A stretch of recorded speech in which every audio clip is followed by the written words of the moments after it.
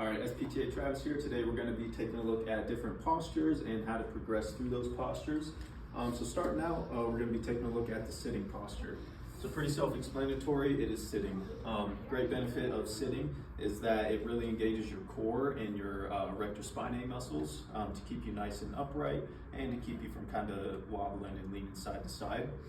So starting out with your patient, we just want to kind of first observe and make sure that if there are any weaknesses that we're noting those. So I'm going to have Brad go ahead and pretend that he's got left-sided neglect.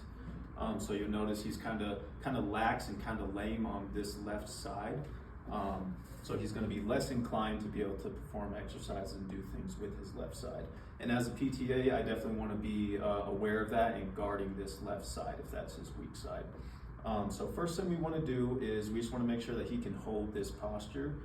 We want to do that with all of our postures. So looking at him here, he is using the back a little bit for support, so I'm going to have him scoop forward just a little bit, see how we're doing unsupported. If you go ahead and put that right hand just kind of up on your thigh there.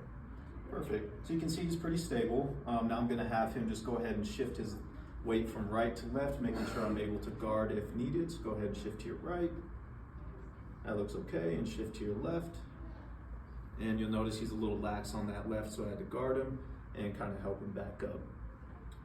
So that's a great example of how you need to just be aware of any weaknesses that your patient is experiencing and how you as a PTA can kind of help to guard that patient. Moving on from there, since he has left side neglect, I'm going to show you something you can do to kind of modify. That'll help this patient kind of approximate their joints and start to work on that posture. So I'm just going to scoop this chair up here, and Brad, you can go ahead and use your left hand to kind of support yourself on that chair. And now we're going to do the leaning again, so go ahead and weight shift to your right and weight shift to your left.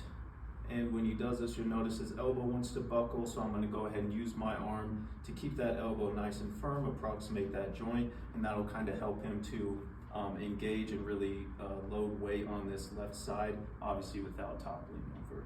So that's one way you can progress from there. You can go ahead and sit back up. Then another challenge we can add in.